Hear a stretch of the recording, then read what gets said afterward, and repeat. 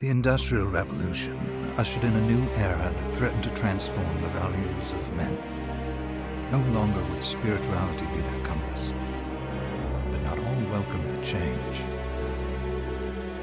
In 1783, just as the fires of the Laki eruption had plunged all of Europe into an ashen darkness, a horde of demons spilled from the shadows and fell upon city after English city. It was a message. The Alchemy Guild, fearing the rise of industrialism and abandonment by their wealthy patrons, had done the unthinkable to defend their existence. Through recondite arts, the alchemists had created shard binders, humans transplanted with crystal that attuned them to demonic power.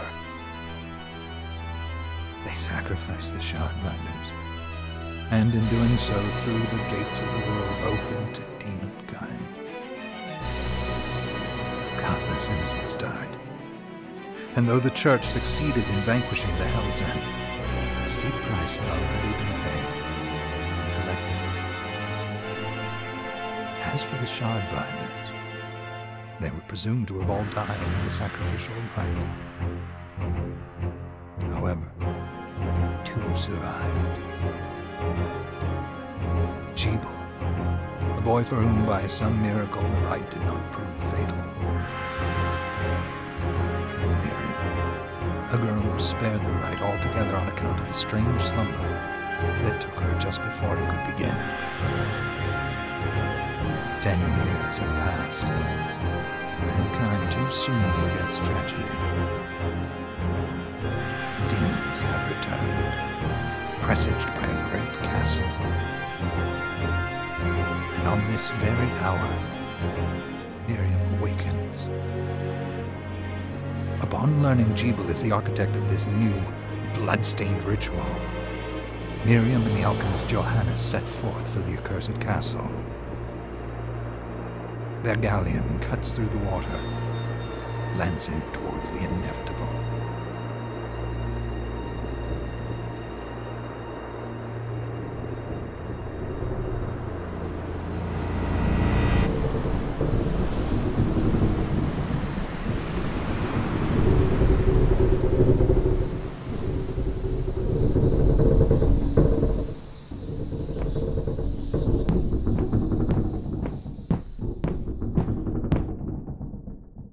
Johannes, are you certain it was...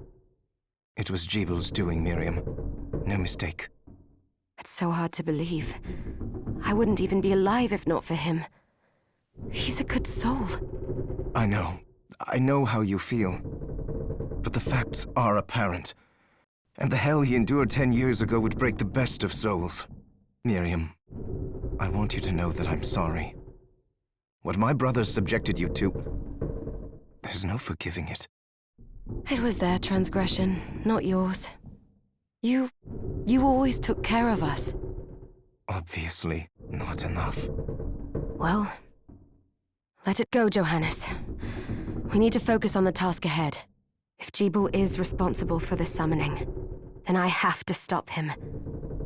I gave him my word. I ought to do it. He was my best friend. But I'm the only one who can. The shard experiments prepared me for combat. Let them amount to something. 10 whole years. What put me in that sleep? I wish I had the answer. All I know is the spell that stopped time for you was advanced, arcane. But by observing the ebb of the magic's hold on you, I was able to predict exactly when you would wake up. Oh, I see. We'll make landfall soon. You should get ready. I had the chest there packed with essential equipment. Now would be a good time to put it on.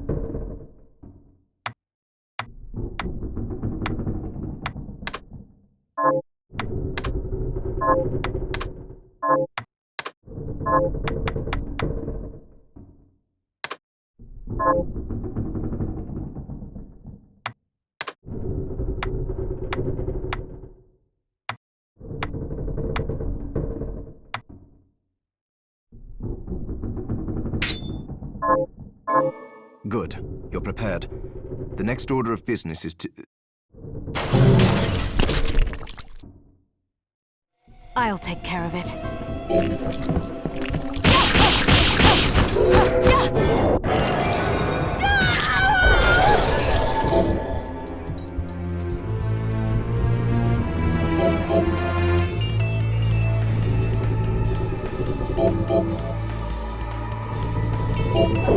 Was that a shard? I'd forgotten the way it felt. Like uninvited claws scraping across my bones. The demon's power was transmuted into that shard, which forcibly bonded to the crystal embedded in your body. The strength you gain from it is undeniable, but eventually, the crystal will devour you. I thought the procedure you discovered halted the corruption.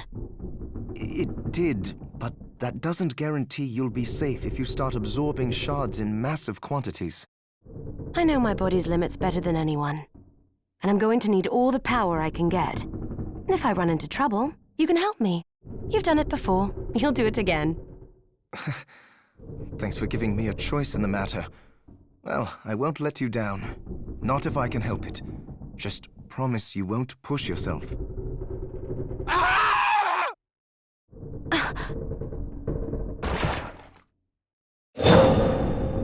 How did they get inside? The demons from the castle must have infested the ship.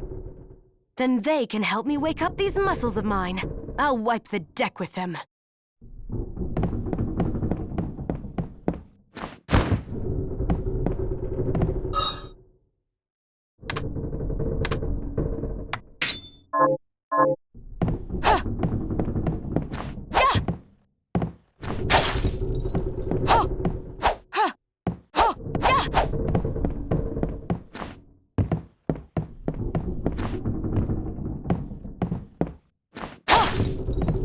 Yeah!